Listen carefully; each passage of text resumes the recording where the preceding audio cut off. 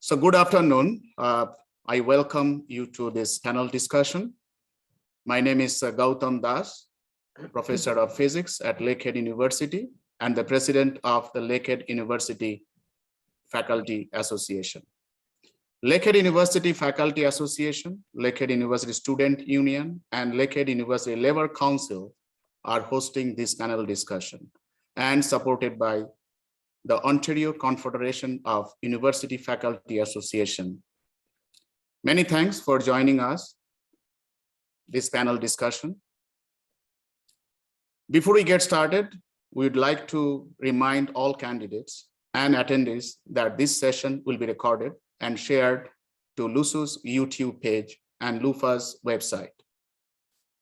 Now, the purpose of this panel is to hear from our candidate about their party's platform on issues facing universities in Ontario and their views on affordable and high quality university education for our future generations. Most importantly, we want to elect a government that will, number one, increase university funding and special funding for the northern universities. Number two, increase support for research. And number three, increase student support through grants. OCUFA advocates for affordable, high quality university education delivered through secure academic jobs by publicly funded autonomous universities governed collegially through shared governance. We'll be hearing from the MPP candidates from Simcoe North on these issues today. We extended the invitation to 4 parties candidates and have here today Elizabeth Van Houtte from the NDP, Caden Hiltz from the Liberal, and Krystal Brooks from the Greens.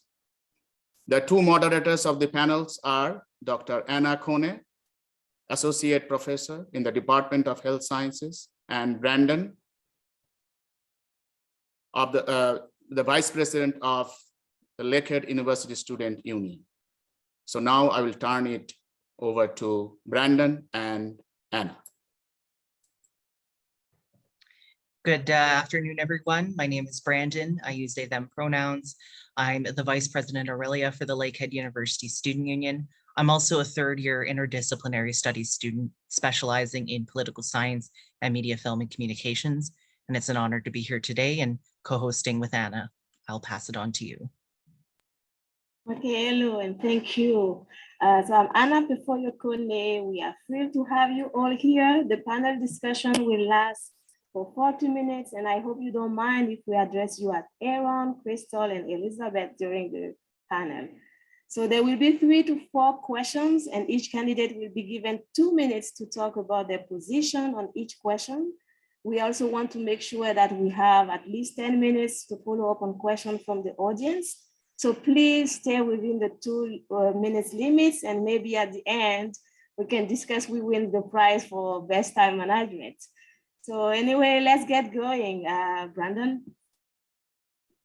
Thank you. So before we get into the first questions, we would actually like to hear from each of the candidates and give them a moment to introduce themselves. So we'll go in, and we have an order. We drew straws and we have orders selected for the questions. So we'll be starting with Aaron, then Krystal, then Elizabeth, and you'll each have a minute to introduce yourselves. And so with that, Aaron, I invite you to introduce yourself in a minute. Thanks so much, Brandon. It's great to see you again. It's funny, Brandon and I actually moderated one of the students' debates in 2018. So it's kind of strange for me to be on the other side of this, but equally as exciting. I'm Aaron Cayden Hiltz. I'm the Ontario Liberal Party candidate for Simcoe North. I'm 30 years old and I am a student. I am a current Lakehead University student. I just finished a semester there and I have not much to go. And I feel bad for students who are going in now. I'm at the tail end of my degree, and with the cost of living skyrocketing and the cost of tuition skyrocketing, it doesn't look so good. So I've had the pleasure of working with LUSU and with Canadian Federation of Students Ontario and their federal wing over the past 5 years, advocating on behalf of students. And I continue to do that to this day. After this election, I will continue to do that. And I plan on being a lifelong advocate for students because we know how important post-secondary education is.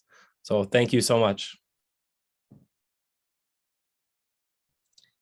Krystal.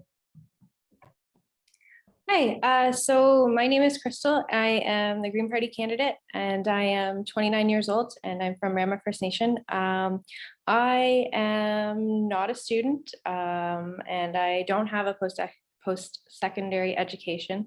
But I am hoping to actually go to Lakehead in September. So yeah, no, I'm really excited about this. I have an idea of a lot of the issues that are happening, and I'm just really excited to share some Green Party policy on this and be a part of this discussion. So thank you.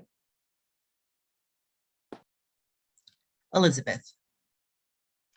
Thank you, Brandon. Thank you to everyone who is online today. I'm Elizabeth Van Houtte, your NDP candidate. Post-secondary education is very important to me. I do want to say I have 16-year-old twin daughters who will most certainly move on to post-secondary education.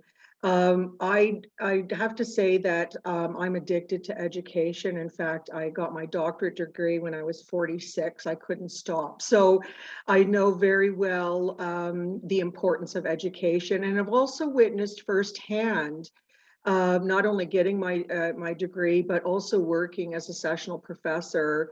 We moved here in 2010. I came actually because of Lakehead. That's how I ended up here in Aurelia, and enjoyed my time there, and then went on to Laurentian. I was a sessional for 14 years until 2017, which was 7 years. And when Laurentian moved back to Sudbury, and I decided to open my own practice as a social worker. I'm 30. I'm not going to. So sorry, Elizabeth, that was your time, but you were very close. And now I'll pass it back to Anna for the first question. Thank you all of the candidates for introducing yourselves. So now let's get into the question. We all know that strong public funding for universities is necessary to support excellence in both research and education.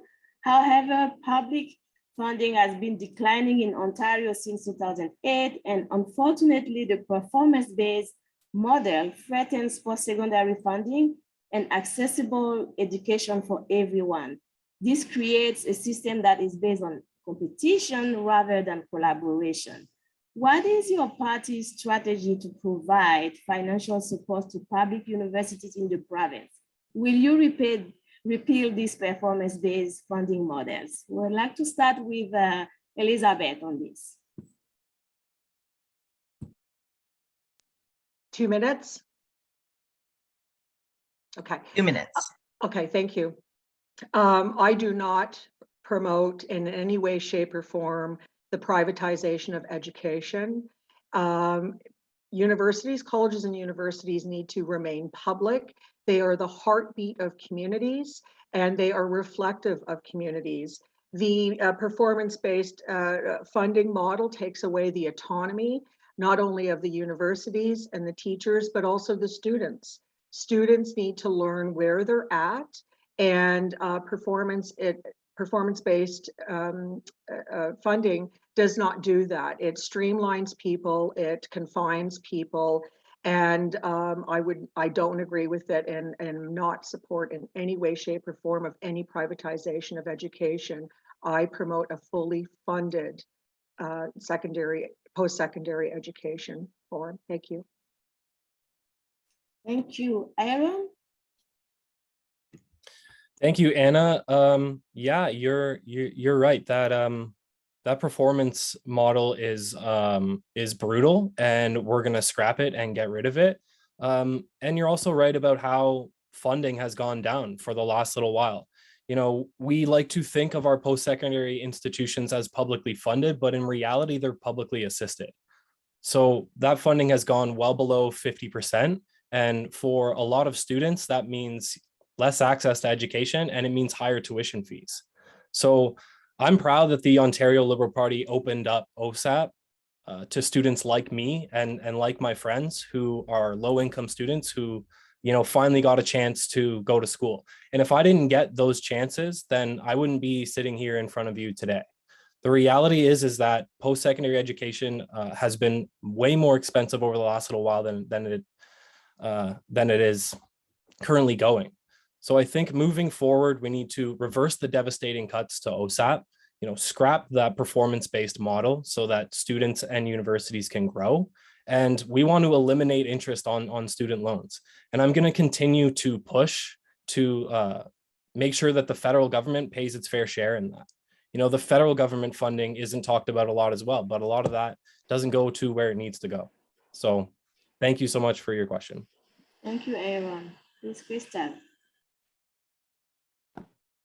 Yeah, so the Green Party policy has a lot of a lot of really good things about this. One of the things is index the base operating grant for Ontario's post-secondary institutions to the weighted national average, followed by inflationary increases each year, like year to year.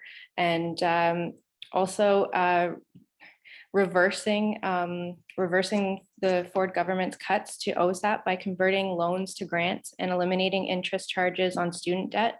I think that that's a really big one. I think that our Ford government has made way too many cuts, and it's really sad that so many people can't afford the loans that they're stuck paying after trying to get an education, just trying to get a start in life. But anyway, and providing free tuition for 60,000 young people for training and retaining in new climate economy jobs, and guaranteeing those students a year of employment through apprenticeship programs.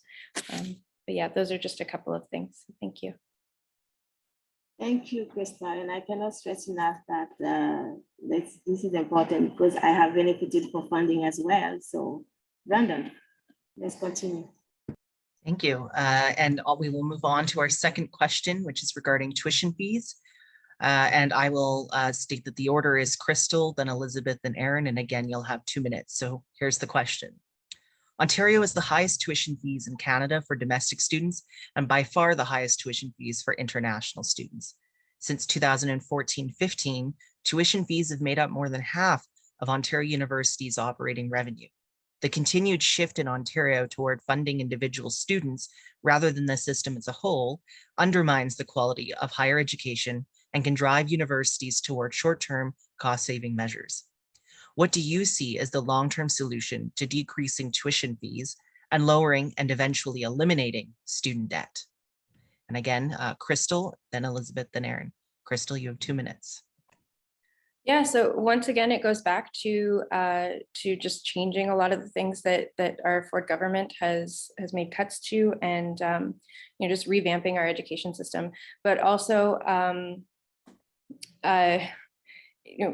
replacing the faculty performance-based university funding model. I think that that's a really important one, and restoring a more stable and equitable enrollment-based funding model. I think that that's really important too. But yeah, a lot of it has to do with undoing a lot of the things that our Ford government has done.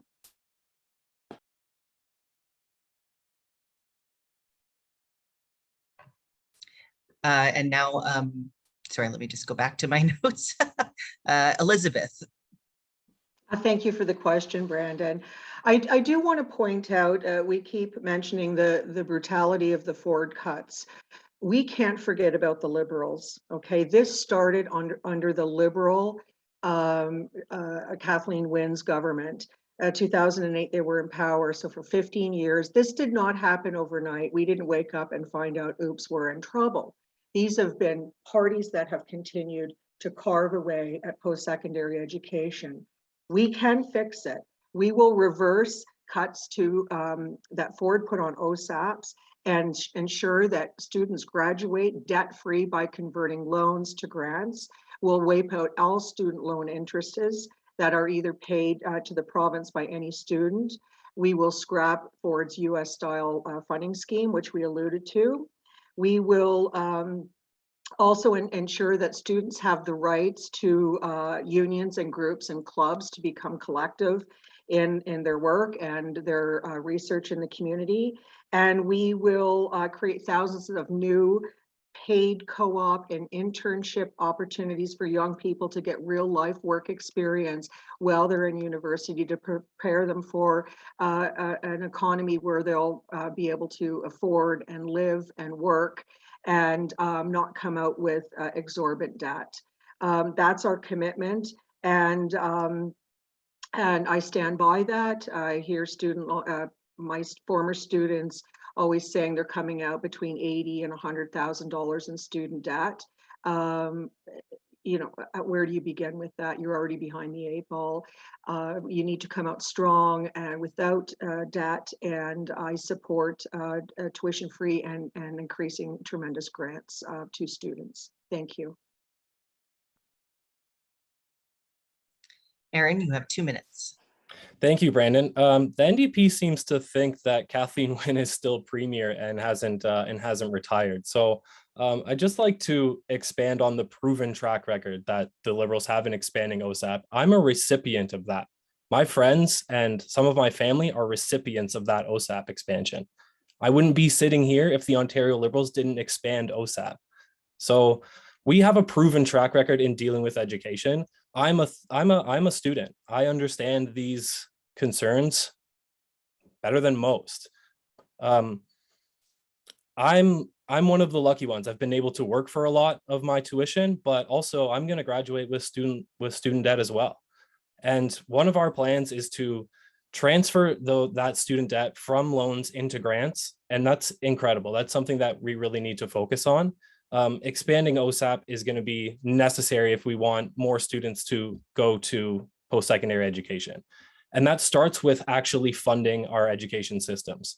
So that's making sure that universities like Lakehead get the funding that they need so that tuition isn't massive. I have a friend who I had a class with who's an international student from Ecuador and paid 3 times what I paid for tuition.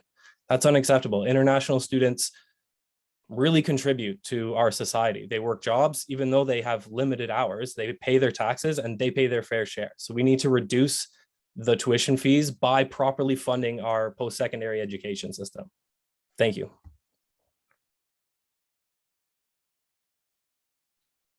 Thank you to all the candidates for your answers, and I will pass it on to Anna for the next question.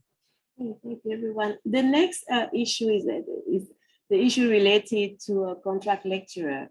As you know, there are more and more faculty in Ontario universities who are employed on a contract basis or course-by-course basis.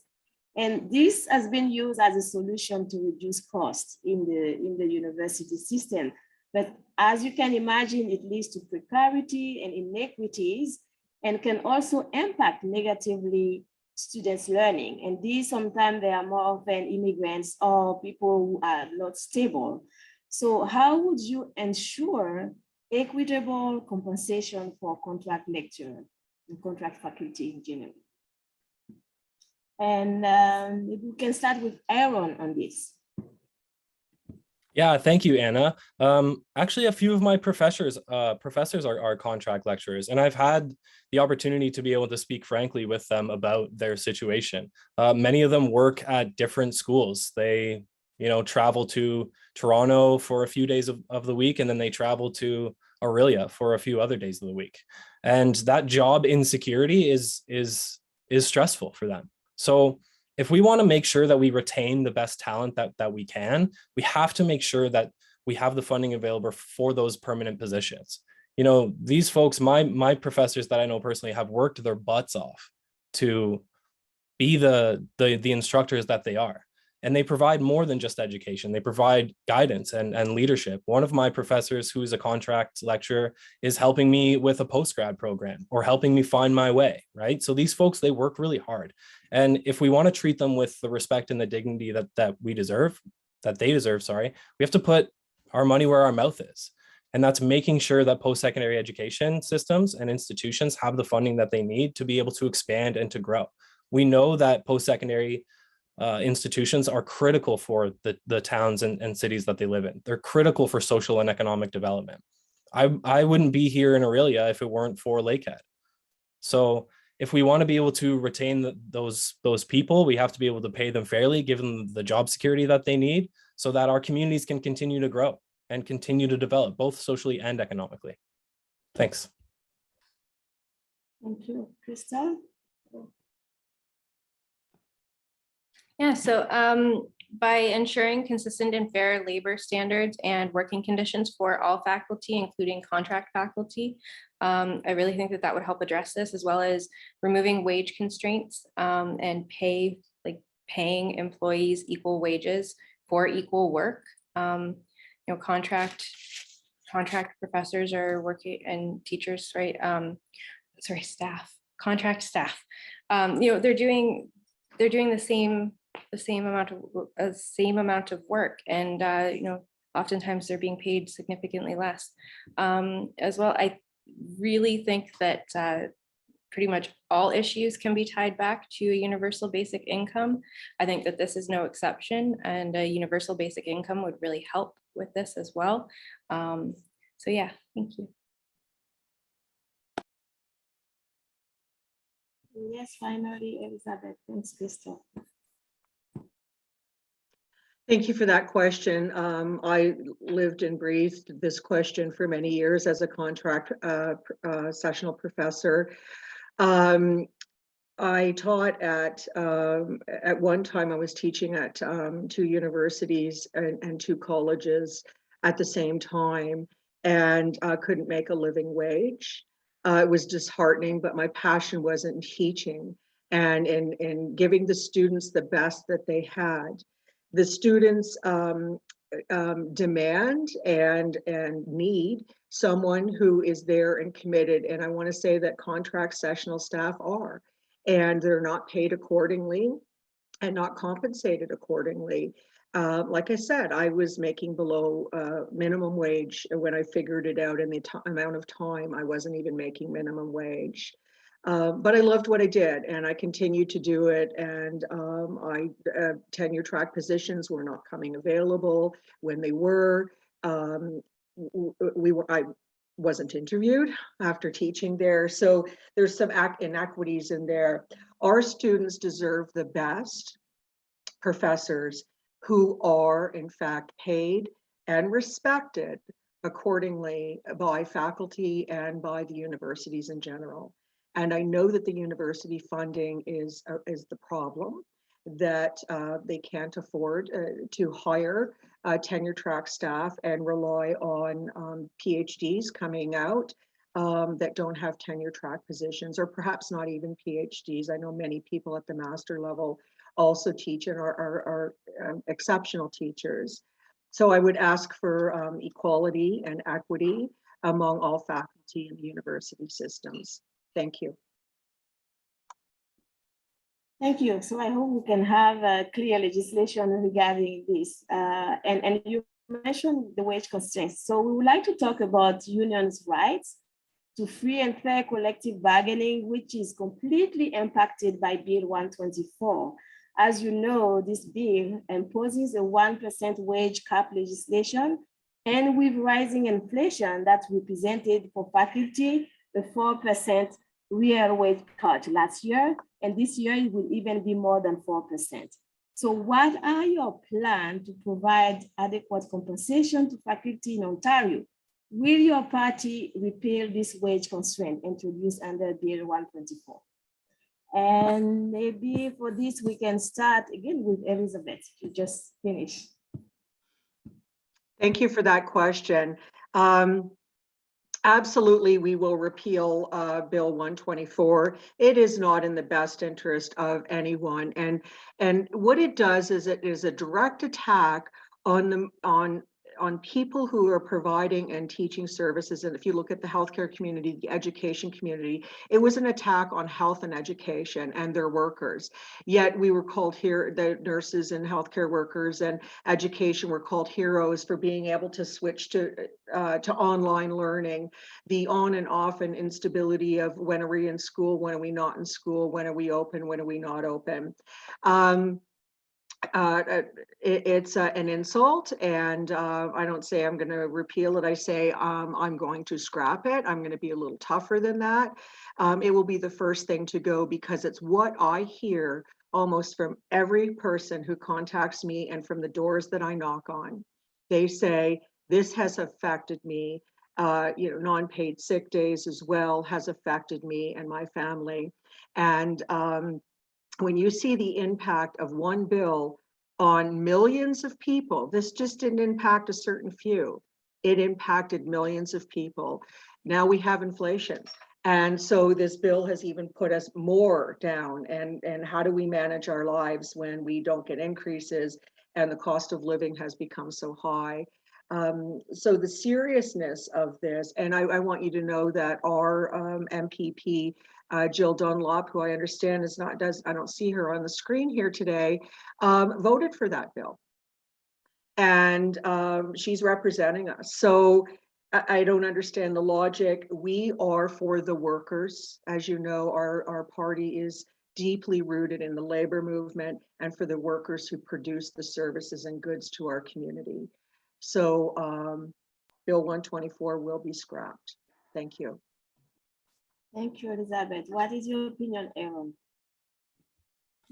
Yes, throwing Bill 124 in the garbage where it belongs is one of our first priorities. Initially, I was speaking to nurses and healthcare professionals about Bill 124 in regards to how COVID-19 was affecting our hospitals. But since then, it's become so much more than that. So, folks from the Central North Correctional Center in Penetanguishene are also affected by that. Teachers are also affected by that. Instructors in colleges and universities are affected by that.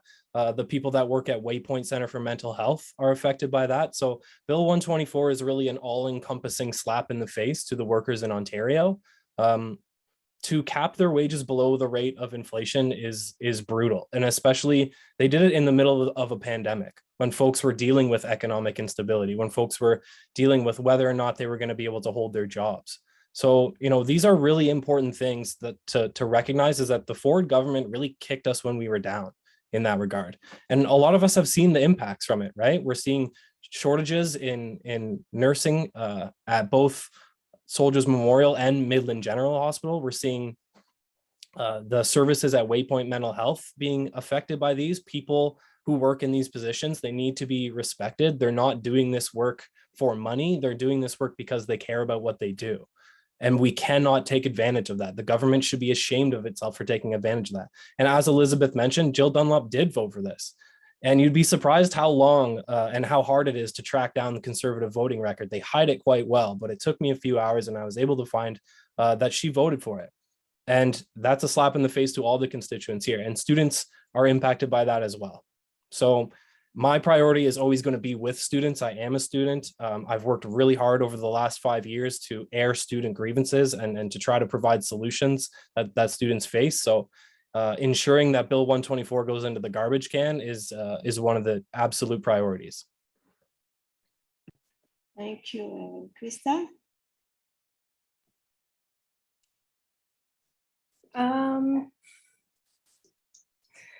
I'm not gonna lie,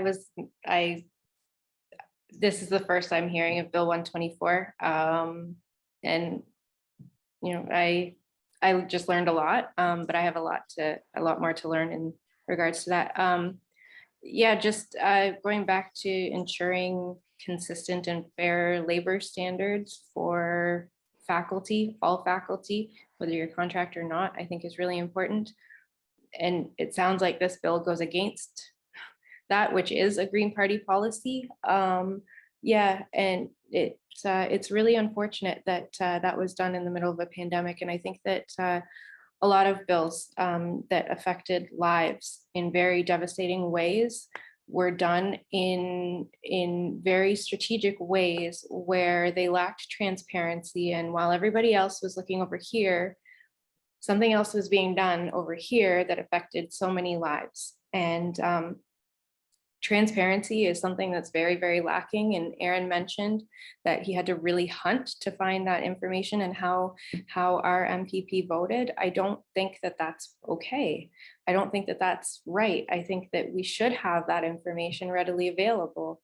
But yeah, no, I would like to learn more about Bill 124. And I'm sorry, I don't know as much about it as my fellow candidates, but yeah, I think that I have a lot of reading to do, so thank you. Thank you, Krystal. And I think the point is to be able to have fair compensation and also the right to bargain. So thank you.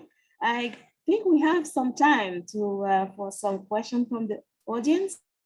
Brandon, would you like to ask some questions? Yeah, our candidates are doing so good at answering under the time limit for the most part that we actually have time for our 5th question just before audience questions. So our 5th question is regarding mental health. As many of you will know, mental health has been a concern for a long time for post-secondary students. And the pandemic has definitely exacerbated the conversation and the need for, adequate mental health services, particularly for international students, Indigenous students, Black students, and trans students who already face barriers to both healthcare and mental health care. How will you develop and increase healthcare and mental health services that are equitable and benefit all students and faculty? And I will go to Aaron, then Krystal, and then Elizabeth. So Aaron, you've got 2 minutes. Thank you, Brandon. This is something that I've worked on for the past 5 years. So I've been to almost every major college and university in the province to talk about support systems on university campuses, and mental health access is at the very top. So what was concerning to me was hearing from students from University of Toronto or Lakehead and Thunder Bay or McMaster about how the wait list for those services can be up to 3-4 months. So that's half of your school year. And when students are in crisis, they don't have 3 to 4 months. They need access to those mental services right away. So part of my proposal back then, and is now part of my proposal today, is to make sure that we earmark provincial funding for education to go towards these support services. So that takes the form in hiring new staff that are trained and that are able to deal with this, streamlining the process and reducing those wild backlogs. It's a tragedy that students that are trying to access mental health who may be in crisis have to wait months just to see someone on campus. So yeah, this is something that I've been proud to work on for the last 5 years, and I'm going to continue to work on it going forward. And I'm proud of the proposals and the work that we did at CFS Ontario and through the Lakehead University Student Union to advocate on this. And it is now a huge part of my policy today. So thank you so much. Krystal. Yeah, no, I have struggled with mental health as well, and I know how hard it is to access those services. I also know how hard it is to reach out for those services. It's not easy, and especially when those services are not out in the open and you don't see them, you don't know where to look. I think that incorporating more mental health supports and more cultural supports, more supports that cater to the individual needs of diverse students is really important in this, as well as making it open to all students, but also having that available for faculty, yeah, so developing a province-wide culturally relevant, trauma-informed and survivor-centric standards for sexual and gender-based violence on campuses in consultation with experts, frontline workers, students, and survivors is really, really important. We need to hear from people who have experienced this. It's very important that we are listening to those voices. And also, I don't think I have enough time to talk about, how much time do I have? You got about 40 seconds. Okay, industrial education model versus like an Indigenous cultural educational practice model. They're very, very different, but the industrial education model is something that was developed. It's not something that was commonly used, but the cultural educational models were used all across the board. And I think that kind of going back to that a little bit and taking out the industrial education model a little bit out of our system would really make a difference. Because when we are focusing more on a holistic approach, students learn better. Faculty are able to educate better. And it's really important that we're tackling this from a holistic approach. That is time. Thank you. And now Elizabeth. Another topic near and dear to me as a mental health professional working in the field. The pandemic has highlighted the gaping holes in our healthcare system. And what we've seen absent is a very solid mental health program across this province. The services that are there are good, but they don't touch the base. I can tell you as a therapist, a call every day from someone saying, I have no money, but I need to talk to someone. I'm on a 2-year wait list for community mental health, and I think I'm suicidal. I will take those pro bono, which I will do, but I am so happy. If you don't already know, the NDP has announced their platform to begin immediately upon our election, a mental health program that every Ontario person can use and utilize with their OHIP card, up to $200 per visit. In terms of the universities, that means university students would have access to that in the community, but also within the structure of your community to be able to put mental health professionals in those support systems in with your guidance and support services, that people can walk in and get the help they need from a well-trained and informed mental health practitioner. Again, as Krystal has alluded to, mental health and physical health are holistic. This is an integrated system that if you have a broken leg, you get it taken care of. If you have mental health, I can't get the help for it. And that's a sad state. So vote NDP because we have mental health in there along with dental. Thank you. Thank you. And now we are going to take some questions from the audience. We're going to try and squeeze in 2, maybe 3 if we can. So to do so, I'm going to ask that candidates keep their answer to a minute, and we'll see where we can get in with that. So the first one, and I'll share it and then we'll let you know the order. So the first question is, what actions will your party take to make faculty jobs attractive so that top talent comes to teach the next generation of Ontarians? We'll start with Aaron, then Elizabeth, then Krystal. Aaron. Thanks, Brandon. Yeah, it's a great question. I think I alluded to it a little bit in one of the previous questions about how our contract lecturers are so important to, social development of students, not just while they're in university, but helping them cultivate plans that move them past that. And I've benefited from that greatly. So ensuring that those positions are appealing means, expanding, allowing universities to expand to hire more permanent teachers.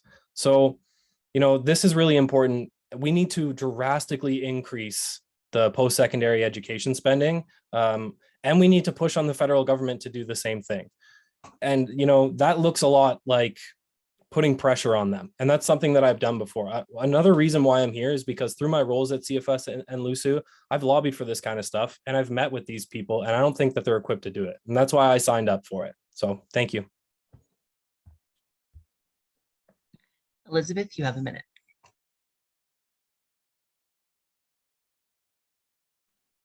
Thank you for that question.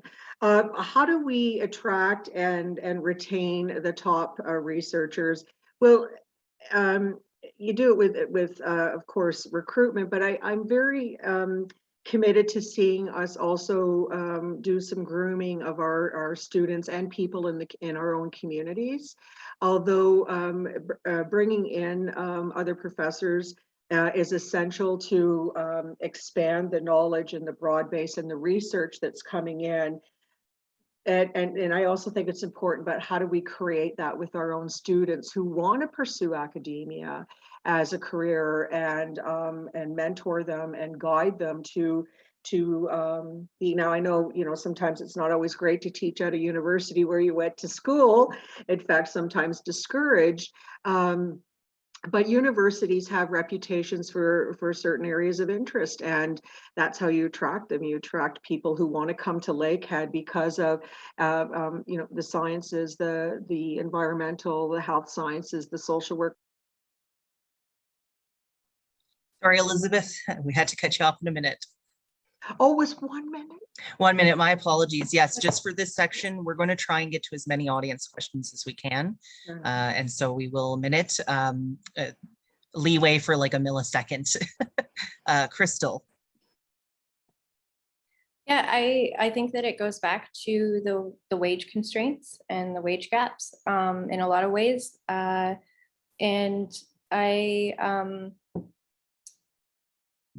sorry, I lost my train of thought. Yeah, no, how do we make jobs more appealing? There is a certain lack of that's what we're talking about here, is there's a lack of funding. So when teachers are using what resources that they already have, it makes it difficult when there is a lack of funding, and it makes their job harder. But it sorry, I completely lost my train of thought on this. I'm so sorry. Yeah, That's fine. We have, yeah.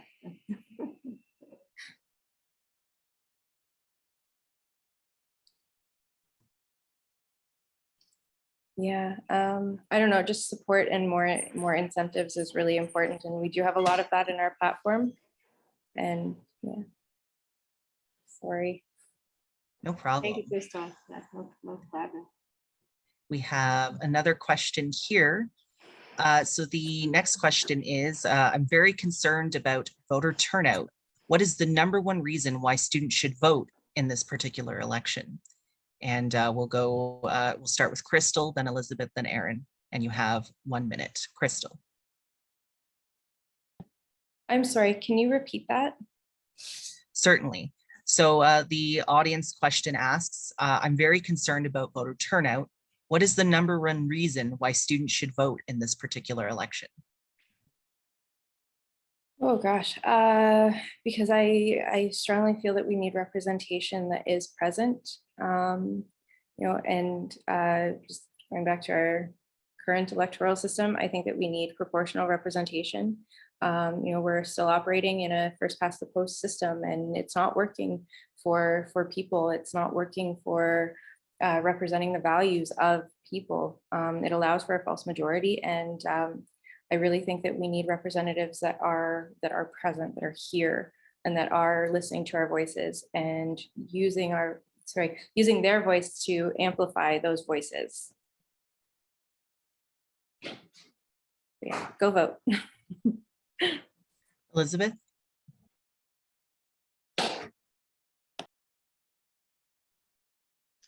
Thank you for that question. Why should students vote? Because your voice matters. You matter. You are our future. You're coming in educated and ready to take on from the next generation. And let's endorse that. Let's promote that. Your voice does matter. I am so pleased to also report that the NDP has committed to doing mixed proportional representation. First party ever to propose that, so that everyone feels valued. One of the things that I'm hearing at the door, because people say they don't vote, and they'll either say it doesn't matter, or you're going to do what you're going to do anyway, and I don't count. No one's heard me. No one's helped me. No government has ever done anything that I needed. So I'm complacent. I'm tossing my hands up. That's not what we want to hear from youth and the students in particular. Go vote. This is your future. Thank you. Aaron. Thank you, Brandon. Yeah, this is something that I've spoken to students about as well, on and off campus. I think the reality is that young people don't see themselves represented in politics. We don't feel heard. We don't feel like we're listened to. We don't see ourselves reflected, and that's a huge issue. So we need more young people in politics. I'm really proud of the Ontario Liberals running 30 candidates under 30 years old. I'm part of that group. And I understand what it's like for students because I am one. You know, I'm dealing with the same sort of issues. How am I going to pay tuition? How am I going to pay for skyrocketing rent? How am I going to buy decent food and not just eat craft dinner and noodles all the time? All of these things matter to students, right? And for the longest time, they don't see candidates who have experienced that with them. So I am one of those people. If you're a student, I encourage you to reach out to me and let's find some common ground, and let's share some stories about how we can make the education system better. Thank you. I think we've got time for maybe two more here. So my next one I've got here is the question states, I assist students trying to enter post-secondary education, and one of the biggest challenges students face is affordable transportation to and from school. What will your party do to make transportation more affordable for students? We'll go Krystal, Elizabeth, then Aaron. Krystal, you've got a minute. So one of the things that is in our party platform is to enact the comprehensive education accessibility and healthcare accessibility standards, and to strengthen the employment and transportation accessibility standards under the Accessibility for Ontarians with Disabilities Act, so the AODA. Yeah, and it really touches on transportation and the need for accessible transportation for all, including those with disabilities. Elizabeth? Thank you for that question. Yeah, I'm going to be very specific with Lakehead in particular.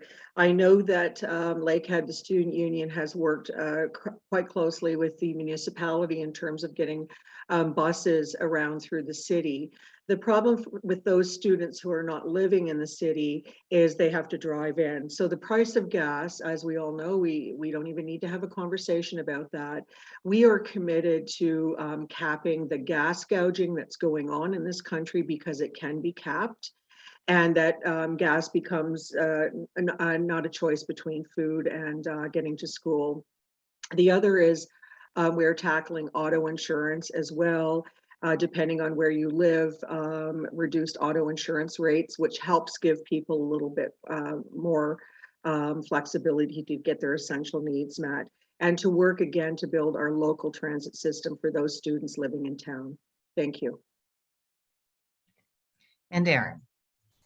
Thanks, Brandon. Yeah, as Elizabeth said, I was part of a group of those students that worked with the municipality to try to make sure the transit system here in Orillia was equitable and fair. I'm really proud of that work that we did. The Ontario Liberal Party has a really comprehensive transit plan, Buck a Ride, anywhere in the province, that not only applies to municipal transit, both in Orillia and Midland, but it also applies to, you know, the Ontario Northland bus. So folks need to be able to get to school for sure. Lakehead here in Orillia, we're in kind of a rural community where a lot of our students come from outside of Orillia. And if we want to be able to get them there cheaply and sustainably for the environment, we need to offer very, very, very fair prices. So the $1 a ride anywhere in Ontario is something that I'm really proud of. And I'm going to continue pushing that forward in the coming weeks. Thank you. Okay. Thank you. Maybe we'll have time for one more question, I believe. Yeah, it looks like we've got enough time for one more question, so we will go. We have seen a large portion of research funding going to larger post-secondary institutions. And this individual asks, I'm interested in learning how the different parties will address this issue and provide more equitable funding for smaller universities. And we will go Aaron, then Krystal, then Elizabeth. Yeah, thank you for your question. That's really important. I've worked really hard to advocate on behalf of northern universities because oftentimes, like you said, we don't get the same amount of funding than the bigger schools. In terms of research, that's really important for students as well, because students and faculty benefit from that, and it gives students a lot of experience going forward and helping them develop their careers. So we think that being more equitable is a necessity. We need someone who's willing to advocate for the northern universities. I have a ton of experience in doing that, because these rural communities and rural universities deserve the same amount of funding as the big universities, because we need it just as much as they do for social and economic development. So I'm going to continue to push for that. Thank you. Krystal. Yeah, it sounds like it's operating similar to how Doug Ford's government really catered to the big box stores and left the small businesses behind. I think it's a similar concept that can be applied to here. And yeah, as far as research, yeah, no, I think that funding it needs to be allocated in that regard. It needs to be more fair. But research is so important. You know, right now there's a petition going around for the world's purest water, and the idea behind that is to put a 5-year moratorium on the water to further research on, to do further research on the water, because research is just so important, and I think that we really need to invest in more research. So, thank you. Elizabeth. I thank you for that question. Being equitable is the most important. And what I want to say about Lakehead in particular, some wonderful, renowned research has come out of your university. It's not about the size, it's about the quality. And I think I'm very much in promoting where we need to go. I'm following science, our party follows science. What do we need to move forward? And then that's how universities get money to be able to study that. You are the academics who say, you know, we need to take a look at this, and this is what we're going to do. This is our research plan, and this is the money that we need. So to pay very close attention to universities who work in remote communities and in small communities, and the considerable contribution that they make through evidence-based research. So I would support continued grants for research at Lakehead in particular, and Georgian College. Thank you. Thank you so much to all the candidates for your participation. And thank you, Anna. I don't know if you wanted to say any last words before we pass it over to Gautam to close us off this afternoon. Well, thank you, everyone. I think it was good to hear your opinion. And yes, I will turn it back to Gautam for the last words. Thank you for being here. And thanks for the audience as well for all the questions.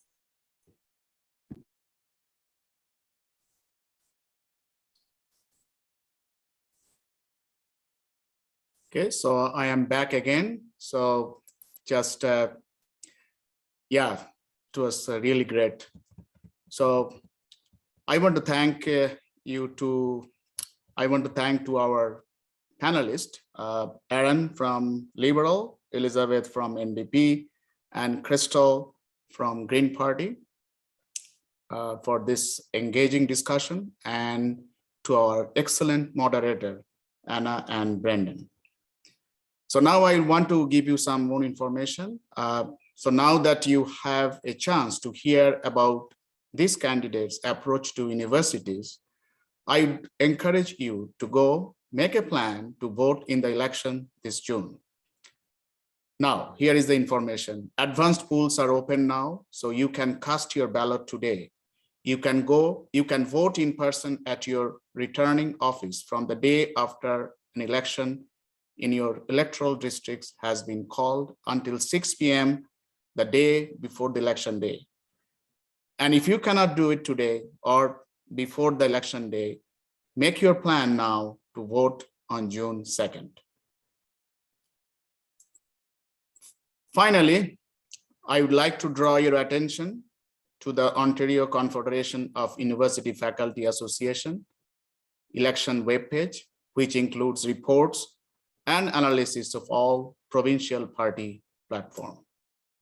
So once again, I want to thank all of you for joining today. And this is an excellent, as I said, engaging discussion. So we'll see you soon and have more conversation in our near future. Thank you very much.